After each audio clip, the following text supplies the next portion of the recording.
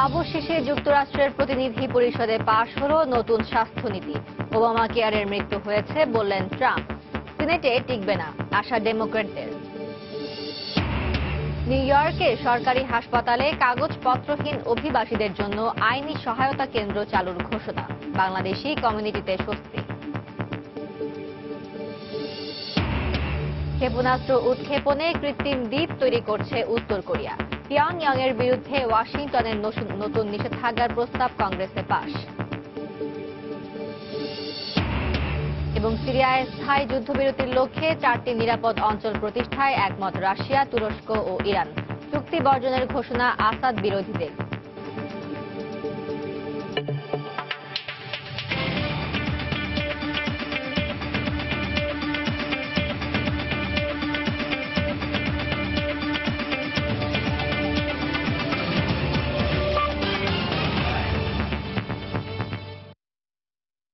আন্তর্জাতিক সময়ের সঙ্গে আছি আমি ফারজানা।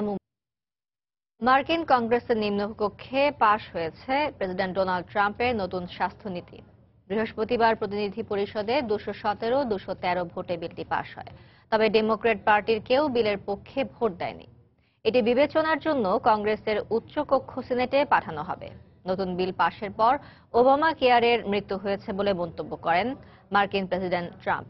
একে নিজেদের সবচেয়ে বড় সাফল্য হিসেবে দেখছেন রিপাবলিকানরা। তবে বিলটি সিনেটে টিকবেন না বলে জানিয়ে দিয়েছেন ডেমোক্র্যাট নেতারা। যুক্তরাষ্ট্রের সাবেক প্রেসিডেন্ট বারাক ওবামা প্রশাসনের জনপ্রিয় স্বাস্থ্যনীতি ওবামা কেয়ার বাতিলের বিরুদ্ধে বৃহস্পতিবার ক্যাপিটল হিলের সামনে বিক্ষোভ করে হাজারো মানুষ। ওবামা কেয়ারের জায়গায় ট্রাম্পের প্রস্তাবিত আমেরিকান হেলথ কেয়ার অ্যাক্ট পাশ হলে স্বল্প আয়ের মার্কিনীরা প্রকৃত স্বাস্থ্যসেবা থেকে বঞ্চিত হবে বলে দাবি তাদের। ট্রাম্প আমাদের অধিকার নিয়ে ব্যবসা করছে। তার এই নীতি পাশ হলে এখন থেকে শিশু প্রসব আর হাঁপানি সহ আরো বিভিন্ন রোগে আক্রান্ত মানুষ এই বীমার সুযোগ পাবে না। ফলে লাখ লাখ মার্কিনী স্বাস্থ্যসেবা থেকে বঞ্চিত হবে। এত বিরোধিতার মুখেও বৃহস্পতিবার কংগ্রেসের নিম্নকক্ষ প্রতিনিধি পরিষদে ট্রাম্পের বিকল্প স্বাস্থ্যনীতিটি পাশ হয়। ডেমোক্র্যাট পার্টির কেউ এই বিলের পক্ষে ভোট না দেওয়া সত্ত্বেও মাত্র 4 ভোটের ব্যবধানে পাশ হয় বিলটি। এখন এটি উচ্চকক্ষ সিনেটে পাঠানো হবে। নতুন বিলে ওবামা কেয়ারের একটি বড় অংশ বাতিল করে সেখানে রিপাবলিকানদের প্রণীত স্বাস্থ্য বীমা প্রতিস্থাপন করা হয়েছে। প্রেসিডেন্ট হিসেবে ক্ষমতা গ্রহণের পর এই বিল পাশকে ট্রাম্প প্রশাসনের সবচেয়ে বড় সাফল্য হিসেবে দেখছেন রিপাবলিকানরা। হোয়াইট হাউসের রোজ গার্ডেনে উপস্থিত হয়ে ট্রাম্প বিলটির প্রাথমিক বিজয়ে সন্তোষ প্রকাশ করে বলেন, ওবামা কেয়ার অপচয় ছাড়া আর কিছু নয়। প্রেসিডেন্ট নির্বাচনের প্রচারণায় আমি শুরু থেকেই এই ওবামা কেয়ার বাতিলের কথা বলেছি, কারণ আমি দেশবাসীকে প্রিমিয়াম পরিশোধের চিন্তায় রাখতে চাই না। প্রতিনিধি পরিষদের মতো সিনেটেও বিলটি পাশ হবে বলে আমার আশা। বিল পাশের ফলে ওবামা কেয়ারের মৃত্যু হয়েছে বলে রিপাবলিকানরা উল্লাস প্রকাশ করলেও বিলটি সিনেটে টিকবে না বলে সাফ জানিয়ে দিয়েছেন ডেমোক্র্যাট নেতারা। সেখানে কয়েকজন বিলটির বিপক্ষে ভোট দিলেও পুরো প্রচেষ্টা ঝুঁকির মুখে পড়বে বলে মত তাদের। আমরা হতাশ। এই বিল সম্পর্কে এর চাইতে কিছু বলার নেই। রিপাবলিকানরা তাদের অন্যায় প্রতিশ্রুতি পূরণে কংগ্রেসকে ব্যবহার করতে চাইছে, কিন্তু আমরা এখনো মার্কিনীদের পাশে আছি। এই বিল কোনো অবস্থাতেই সিনেটে টিকবে না। এর আগে মার্চে এই বিলটি প্রথমবারের মতো কংগ্রেসে তোলা হলেও নিজ দলের বিরোধিতার কারণে ভোটাভুটিতে হেরে যাওয়ার শঙ্কায় সেটি প্রত্যাহার করে নেন ট্রাম্প। পরে তিনি বিলের পক্ষে সমর্থন আদায়ের লক্ষ্যে মধ্যপন্থী রিপাবলিকান আইন প্রণেতাদের সঙ্গে বৈঠক করেন। সঞ্জনা চৌধুরী, সময় সংবাদ।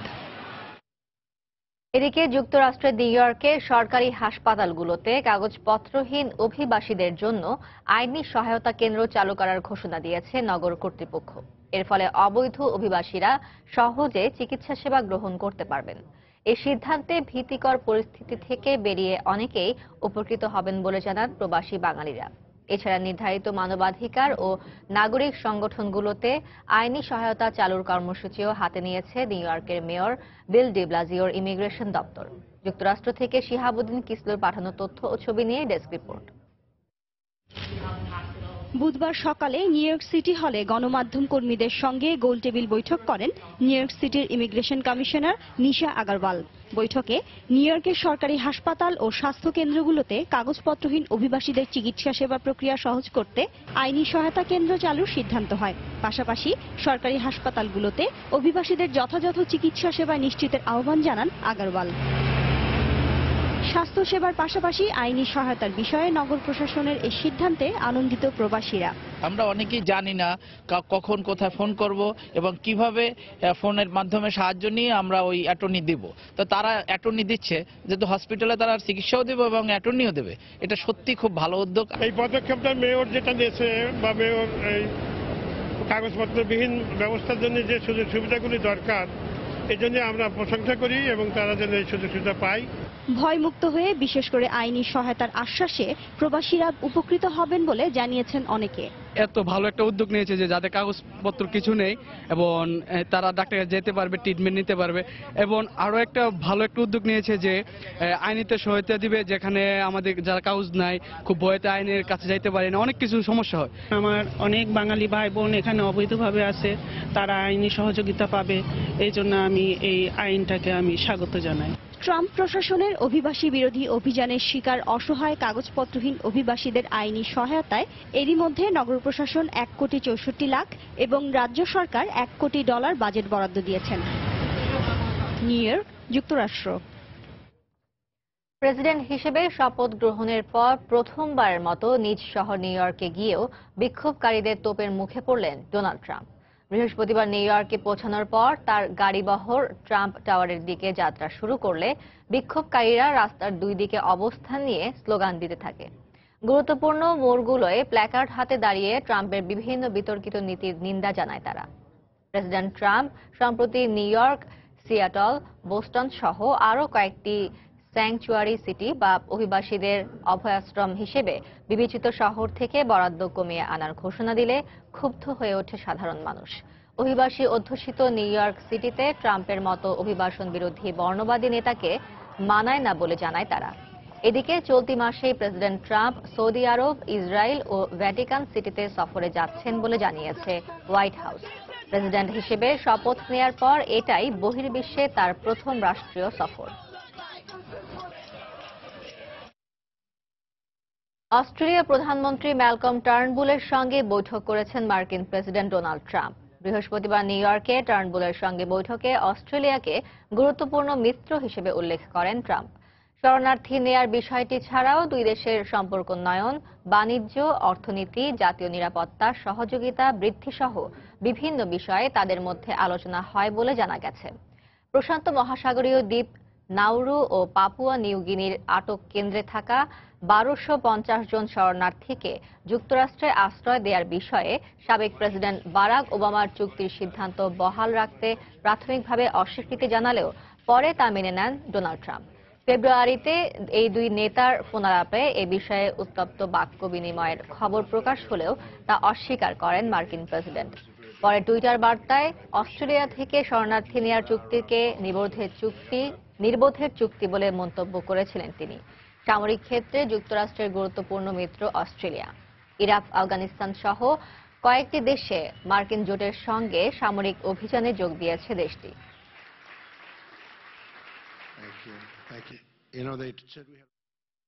আন্তর্জাতিক সময় আরো দেখবেন। ভারতের কাশ্মীরে বিচ্ছিন্নতাবাদীদের খোঁজে পুলিশের সাঁড়াশি অভিযান। উত্তরপ্রদেশে পাকিস্তানি গুপ্তচর সন্দেহে আটক এক।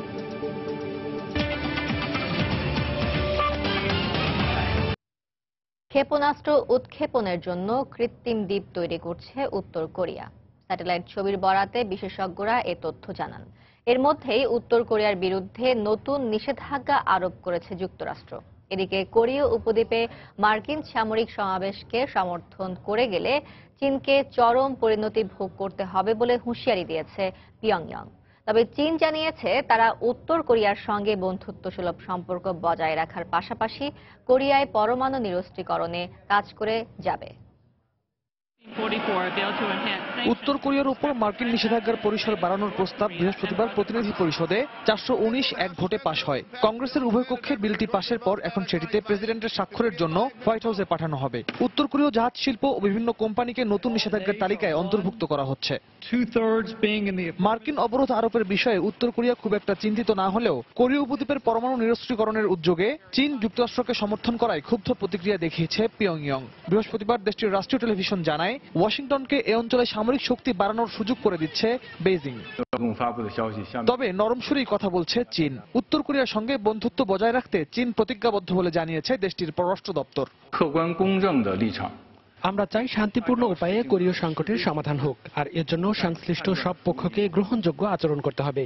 উত্তর কোরিয়ার যেমনিভাবে উস্কানিমূলক কর্মকাণ্ড পরিহার করা উচিত, তেমনি যুক্তরাষ্ট্রের উচিত ভেবেচিন্তে কোনো পদক্ষেপ নেওয়া। কোরীয় উপদ্বীপে চলমান উত্তেজনার মধ্যেই ক্ষেপণাস্ত্র কর্মসূচি পরিচালনার জন্য কৃত্রিম দ্বীপ তৈরির কাজ শুরু করেছে উত্তর কোরিয়া। পিয়ংইয়ং থেকে 200 কিলোমিটার উত্তর পশ্চিমে পিত সাগরে এই দ্বীপ তৈরির কাজ চলছে বলে জানায় আন্তর্জাতিক গণমাধ্যম। উত্তর কোরীয় কর্তৃপক্ষ এ বিষয়ে কিছু না বললেও বিশেষজ্ঞরা এর নাম দিয়েছেন সোহে আইল্যান্ডস। রিয়াদুল ইসলাম, সময় সংবাদ। দীর্ঘ প্রতীক্ষার পর সাউথ এশিয়ান স্যাটেলাইট উৎক্ষেপণ করা হচ্ছে আজ সন্ধ্যায়। এই উপলক্ষে পাকিস্তান ছাড়া দক্ষিণ এশিয়ার সবগুলো দেশের সরকার প্রধান যুক্ত হবেন ভিডিও কনফারেন্সে। সন্ধ্যা 6টার দিকে ভারতের শ্রীহরিকোটার সতীশ ধাওয়ান স্পেস সেন্টার থেকে স্যাটেলাইটটি উৎক্ষেপণ করা হবে। এটি তৈরি করেছে Indian space research organisation ISRO. 2014 সালের সার্ক সম্মেলনে দক্ষিণ এশিয়ার সবগুলো দেশকে এর সঙ্গে যুক্ত হওয়ার আহ্বান জানায় ভারত। পাকিস্তান না আসায় সার্ক স্যাটেলাইটের নাম পরিবর্তন করে রাখা হয় সাউথ এশিয়ান স্যাটেলাইট। স্যাটেলাইটটির 12টি ট্রান্সপন্ডারের মধ্যে একটি বিনামূল্যে পাচ্ছে বাংলাদেশ।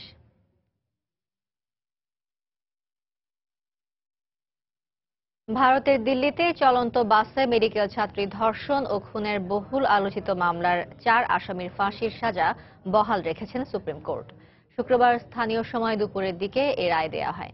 এর আগে 2013 সালে এ মামলায় 4 জনের ফাঁসির সাজা দেন নিম্ন আদালত। এরপর আসামিরা সুপ্রিম কোর্টে আপিল করলে দীর্ঘ শুনানি শেষে শুক্রবার সেই আবেদন খারিজ করে ফাঁসির সাজা বহাল রাখা হয়। ফাঁসির দণ্ডপ্রাপ্ত 4 আসামি হল অক্ষয় ঠাকুর, মুকেশ, পবন গুপ্ত, বিনয় শর্মা।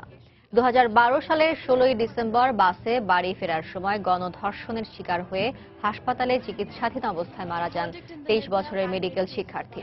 পরে ভারত জুড়ে নির্ভয়া নামে পরিচিত পাওয়া ওই ছাত্রী হত্যাকাণ্ডের বিচার দাবিতে বিক্ষোভ ছড়িয়ে পড়ে। ভারত বিরোধী বিচ্ছিন্নতাবাদীদের খুঁজতে জম্মু কাশ্মীরের সোপিয়ান জেলার অন্তত 20টি গ্রামে তল্লাশি অভিযান শুরু করেছে যৌথ বাহিনী। গত কয়েকদিন ধরে কাশ্মীর উপত্যকায় বিচ্ছিন্নতাবাদীদের তৎপরতা বেড়ে যাওয়ায় বৃহস্পতিবার থেকে এই অভিযান শুরু করে কর্তৃপক্ষ। সেনাবাহিনীর পাশাপাশি এই অভিযানে যোগ দিয়েছে আধা সামরিক বাহিনী এবং পুলিশ। এছাড়া হেলিকপ্টার নিয়ে পুরো অঞ্চল টহল দেয়া হচ্ছে। এই অভিযানে বিদ্রোহীদের পাকড়াও করা এত সহজ না হলেও তাদের সঙ্গে মুখোমুখি সংঘর্ষ হতে পারে বলে ধারণা যৌথ বাহিনীর। সাম্প্রতিক সময়ে বিচ্ছিন্নতাবাদীদের কয়েক দফা হামলায় নিরাপত্তা বাহিনীর বেশ কয়েকজন সদস্য হতাহত হলেও কাউকে গ্রেফতার করা সম্ভব হয়নি। ভারতে পাকিস্তানের গুপ্তচর সন্দেহে একজনকে গ্রেফতার করা হয়েছে। বৃহস্পতিবার উত্তরপ্রদেশের লখনৌ থেকে আফতাব আলী নামের ওই ব্যক্তিকে আটক করে দেশটির অ্যান্টি টেরর স্কোয়াড। উত্তরাঞ্চলীয় ফিরোজাবাদ শহরের ওই বাসিন্দা পাকিস্তানের গোয়েন্দা সংস্থা ISI এর এজেন্ট হিসেবে কাজ করত বলে সন্দেহ করা হচ্ছে। সে ভারতে পাকিস্তানি দূতাবাসে নিয়মিত যাতায়াত করত এবং একাধিকবার পাকিস্তানে সফর করেছে বলে দাবি ভারতীয় নিরাপত্তা কর্মকর্তাদের। গুপ্তচর বৃত্তি ও তথ্য আদান প্রদানের জন্য ISI এর কাছ থেকে সে নিয়মিত অর্থ পেত বলেও দাবি করা হয়। আফতাব আলীর ওপর কয়েক সপ্তাহ নজরদারির পর তাকে আটক ও গ্রেফতার করা হয়। তার দেয়া তথ্যের ভিত্তিতে মুম্বাই থেকে আরো 2 জনকে আটক করা হয়েছে। আন্তর্জাতিক সময় আরো যা দেখবেন। ফ্রান্স পুনর্গঠনে জাতীয়তাবাদী ন্যাশনাল ফ্রন্টের বিরুদ্ধে প্রতিরোধ গড়ে তোলার ডাক ম্যাক্রোর। ইউকে কারাগারের সঙ্গে তুলনা করলেন ল পেন।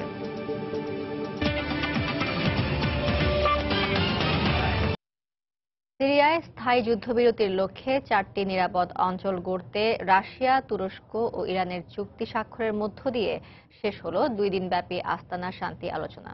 শেষ দিনের আলোচনায় যোগ দিলেও ইরানের অন্তর্ভুক্তির কারণে চুক্তিটি বর্জনের ঘোষণা দিয়েছে বিরোধীরা। 3 দেশের স্বাক্ষরিত চুক্তি অনুযায়ী উল্লেখিত 4টি অঞ্চলে সংঘাত বন্ধের বিষয়টি কয়েক সপ্তাহ পর্যবেক্ষণ করা হবে বলে জানিয়েছেন জাতিসংঘের বিশেষ দূত স্টাফান ডি মিস্তুরা। সিরিয়ায় 4টি নিরাপদ অঞ্চল প্রতিষ্ঠার চুক্তির মধ্য দিয়ে বৃহস্পতিবার কাজাখস্তানের রাজধানী আস্তানায় শেষ হয়েছে 2 দিনের শান্তি আলোচনা।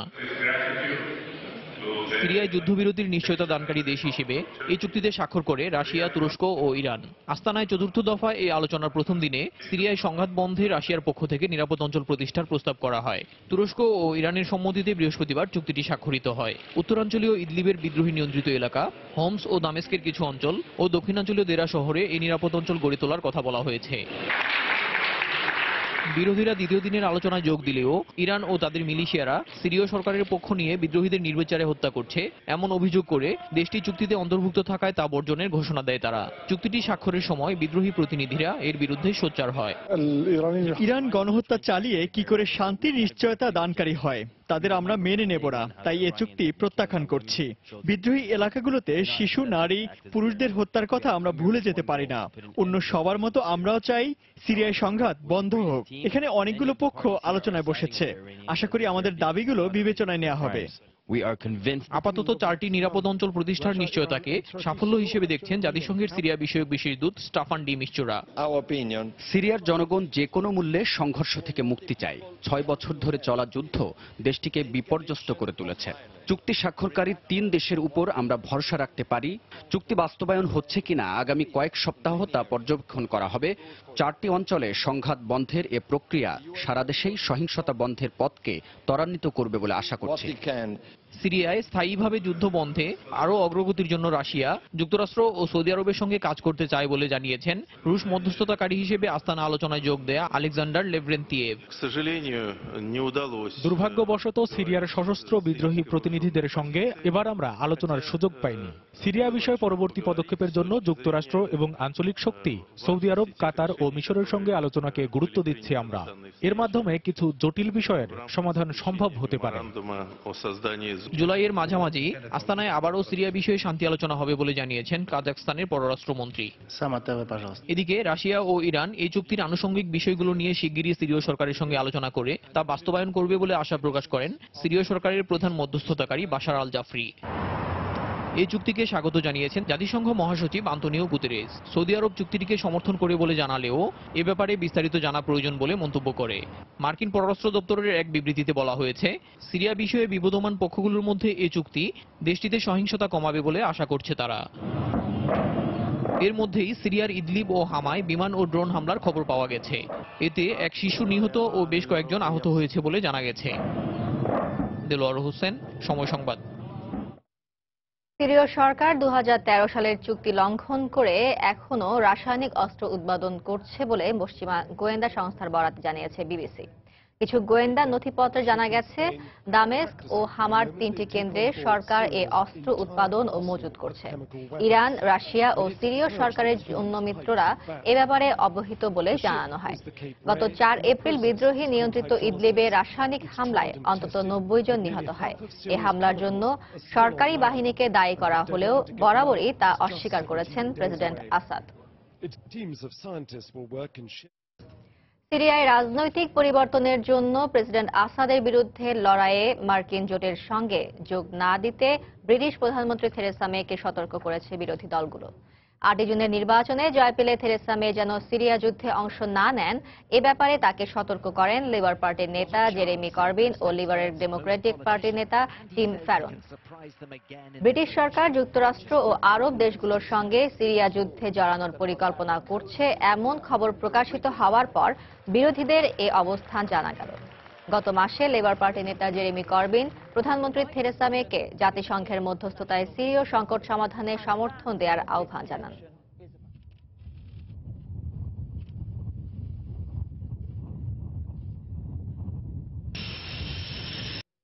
ফ্রান্সের দ্বিতীয় পর্বের প্রেসিডেন্সিয়াল নির্বাচনের শেষ মুহূর্তের প্রচারে ব্যস্ত সময় পার করেছেন মধ্যপন্থী ইমানুয়েল ম্যাক্রো ও কট্টর ডানপন্থী প্রার্থী ম্যারি লো পেন। ফ্রান্স পুনর্গঠনে ন্যাশনাল ফ্রন্টের বিরুদ্ধে প্রতিরোধ গড়ে তোলার ডাক দিয়েছেন ম্যাক্রো। এর মধ্যে ইইউকে কারাগার উল্লেখ করে নির্বাচনে জয়ী হলে ফ্রান্সবাসীকে কারাবাস থেকে মুক্ত করার প্রতিশ্রুতি দিয়েছেন লো পেন। রোববার দ্বিতীয় পর্বের নির্বাচনের ফলে ঠিক করে দেবে কে হচ্ছেন ফ্রান্সের পরবর্তী প্রেসিডেন্ট। জনগণের রায় পেতে শেষ মুহূর্তের গণসংযোগে ব্যস্ত দুই প্রার্থী তুলে ধরছেন নিজেদের নানা প্রতিশ্রুতি। ফ্রান্সকে পুনর্গঠনে জনগণের সমর্থন চান ম্যাক্রো। 7 মে নির্বাচনে জয়ের ব্যাপারে আত্মবিশ্বাসী ইইউপন্থী সাবেক এই অর্থমন্ত্রী ইতিমধ্যে জানিয়েছেন প্রতিশ্রুতি রক্ষায় শেষ পর্যন্ত লড়ে যাবেন তিনি।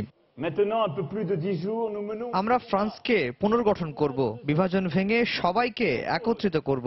সবার সম্মিলিত প্রচেষ্টায় ইউরোপের শ্রেষ্ঠতম রাষ্ট্র হবে ফ্রান্স। ফ্রান্সের মানুষের জাগরণেই এসব সম্ভব। 7 মে নির্বাচনে অবশ্যই আমরাই জিতব। জয় পেলে ইউরোপীয় ইউনিয়নকে পুনর্গঠন করা হবে বলে জানিয়েছেন লো পেন। ফ্রান্সের স্বাধীনতা, সমৃদ্ধি এবং নিরাপত্তা নিশ্চিত করার প্রতিশ্রুতি দেন তিনি। আমি আপনাদের স্বাধীনতা ফিরিয়ে দেব। সম্মিলিত অংশগ্রহণে ফ্রান্সকে পুনর্গঠিত করব। শুরু করব নতুন ইউরোপ প্রকল্প। সন্ত্রাসী কর্মকাণ্ডে ফ্রান্সবাসী অতিষ্ঠ। যারা দ্বৈত নাগরিকত্বের সুযোগে জিহাদে জড়াচ্ছে তাদের দেশ থেকে বিতাড়িত করা হবে। সবার জন্য চাকরি নিশ্চিত করাই আমার মূল লক্ষ্য। দুই প্রার্থীর মধ্যে মতপার্থক্য থাকলেও ফ্রান্সের জনগণের অধিকার রক্ষাই তাদের মূল লক্ষ্য বলে মনে করেন ভোটাররা। কট্টর মতবাদ, সীমান্ত বন্ধ এবং ইইউ বিরোধিতার কারণে জনপ্রিয়তায় পিছিয়ে আছেন লো পেন। তবে নারী ভোটাররা চাচ্ছেন তাদের নির্বাচিত প্রতিনিধিও একজন নারীই হোক। আমরা বহু সংস্কৃতির মধ্যে বসবাস করছি, যে যার ইচ্ছে মতো চলছে, কারো কোনো প্রশ্ন নেই। ন্যাশনাল ফ্রন্ট জয়ী হলে আমাদের বহু সংস্কৃতির প্রচলন থাকবে কিনা এ বিষয়ে আমি সন্দিহান। আমি লো পেনকে পছন্দ করি। আমি চাই একটা পরিবর্তন আসুক। তাকে একবার সুযোগ দিতে চাই। প্রথম দফা নির্বাচনে এগিয়ে থাকা ইমানুয়েল ম্যাক্রো শেষ মুহূর্তে এসেও বিভিন্ন জরিপে এগিয়ে আছেন। তবে দিনে দিনে তাদের মধ্যে ব্যবধান কমছে বলে জানায় জরিপ পরিচালনাকারী সংস্থাগুলো। ফাইয়াজ আহমেদ, সময় সংবাদ। ইসরায়েলের কারাগারে ফিলিস্তিনি বন্দীদের মানবাধিকার লঙ্ঘনের বিষয়টি জাতিসংঘকে তদন্ত করার আহ্বান জানিয়েছে আরব লীগ। বৃহস্পতিবার 22টি আরব রাষ্ট্রের জোট এ সংক্রান্ত একটি প্রস্তাবনা পাশ করে। সেখানে জাতিসংঘ এবং এর সংশ্লিষ্ট আরও কয়েকটি সংস্থাকে বন্দীদের পরিস্থিতি পর্যবেক্ষণের জন্য আন্তর্জাতিক তদন্তকারী পাঠানোর আহ্বান জানানো হয়। আন্তর্জাতিক মানবাধিকার আইন মেনে চলার ক্ষেত্রে ইসরায়েলকে চাপ দিতে আন্তর্জাতিক কয়েকটি প্রতিষ্ঠান এবং গোষ্ঠীকেও বিষয়টি তদারকির প্রস্তাব দেওয়ার কথা জানান জোট নেতারা। কারাগারে মানবাধিকার রক্ষার দাবিতে গত 17 এপ্রিল ফাত্তাহ নেতা মারওয়ান বারঘৌতির ডাকে অন্তত 1,500 ফিলিস্তিনি কয়েদি অনশন শুরু করে।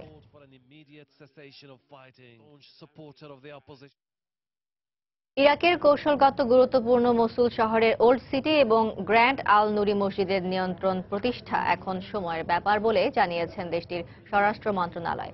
ওল্ড সিটি থেকে যৌথ বাহিনীর সদস্যরা মাত্র 1,500 মিটার দূরে অবস্থান করছে বলে জানায় গণমাধ্যম। মসুল পুনর্দখল অভিযানের অংশ হিসেবে এখন উত্তর পশ্চিমাঞ্চলের মুশারিফা, কানিসা এবং আল হারামাত জেলার অধিকাংশ এলাকায় নিজেদের দখলে নেয়ার কথা জানিয়েছে যৌথ বাহিনী। 2014 সালে এই অঞ্চলের আল নুরি মসজিদে কালো পতাকা টানিয়ে প্রথমবারের খেলাফতের ডাক দেয় জঙ্গি গোষ্ঠী আইএস এর প্রধান আবু বকর আল বাগদাদি। মসজিদটির আশপাশের রাস্তা সরু হওয়ার কারণে ভিন্ন যুদ্ধ কৌশলের আওতায় এটি দখল করতে হবে বলে জানান যৌথ বাহিনীর প্রধান।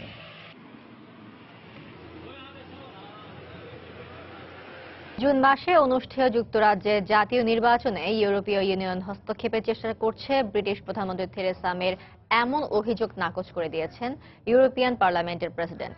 বৃহস্পতিবার ইইউ পার্লামেন্টের প্রেসিডেন্ট অ্যান্তোনিও তাজানি বলেন, ব্রিটিশ প্রধানমন্ত্রী তার দেশের জাতীয় নির্বাচন নিয়ে ইউরোপীয় ইউনিয়নের বিরুদ্ধে যে অভিযোগ করেছেন তা সত্য নয়। গেল বুধবার ব্রিটিশ প্রধানমন্ত্রী থেরেসা মে ইউরোপীয় ইউনিয়নের বিরুদ্ধে নির্বাচনে হস্তক্ষেপের অভিযোগ করেন। তিনি বলেন, ইইউ নেতারা ব্রেক্সিট বন্ধ করতে নানা তৎপরতা চালিয়ে যাচ্ছে। এরই অংশ হিসেবে তারা জাতীয় নির্বাচন নিয়ে ষড়যন্ত্র করছে। এরপরে ইউরোপীয় ইউনিয়নের পক্ষ থেকে এমন প্রতিক্রিয়া দেখানো হলো। 2016 সালে ব্রাজিলে অনুষ্ঠিত রিও অলিম্পিকে জঙ্গি হামলার পরিকল্পনার অভিযোগে 8 জনকে বিভিন্ন মেয়াদে কারাদণ্ড দিয়েছেন দেশটির এক বিচারক। সাজাপ্রাপ্ত 8 জন জঙ্গি সংগঠন আইএসএ দ্বারা প্রভাবিত হলেও সংগঠনটির সঙ্গে তাদের সরাসরি কোনো যোগাযোগ ছিল না বলে জানিয়েছে কর্তৃপক্ষ। গত বছর জুলাইয়ে মার্কিন কেন্দ্রীয় গোয়েন্দা সংস্থা এফবিআই ব্রাজিলীয় কর্তৃপক্ষকে হামলার পরিকল্পনাকারীদের বিষয়ে সতর্ক করে। এরপর আগস্টে অলিম্পিক গেমস শুরুর আগে তাদের গ্রেফতার করা হয়। তারা সবাই ব্রাজিলের নাগরিক।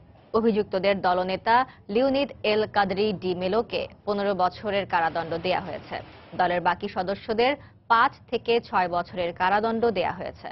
সাজাপ্রাপ্ত সবাই এ রায়ের বিরুদ্ধে উচ্চ আদালতে আপিল করবে বলে জানিয়েছেন তাদের আইনজীবী।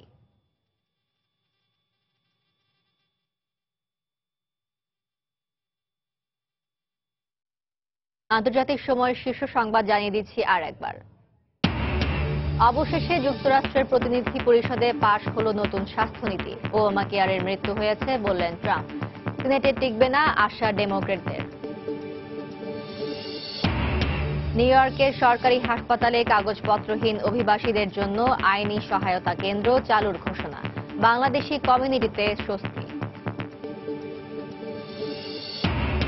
ক্ষেপণাস্ত্র উৎক্ষেপণে কৃত্রিম দ্বীপ তৈরি করছে উত্তর কোরিয়া। পিয়ংইয়াংয়ের বিরুদ্ধে ওয়াশিংটনের নতুন নিষেধাজ্ঞার প্রস্তাব কংগ্রেসে পাশ। এবং সিরিয়ায় স্থায়ী যুদ্ধবিরতির লক্ষ্যে 4টি নিরাপদ অঞ্চল প্রতিষ্ঠায় একমত রাশিয়া, তুরস্ক ও ইরান। চুক্তি বর্জনের ঘোষণা আসাদ বিরোধীদের। এই ছিল আন্তর্জাতিক সময়ে। যে কোনো খবর পেতে ভিজিট করুন সময় নিউজ.টিভি। সঙ্গে থাকুন সময়।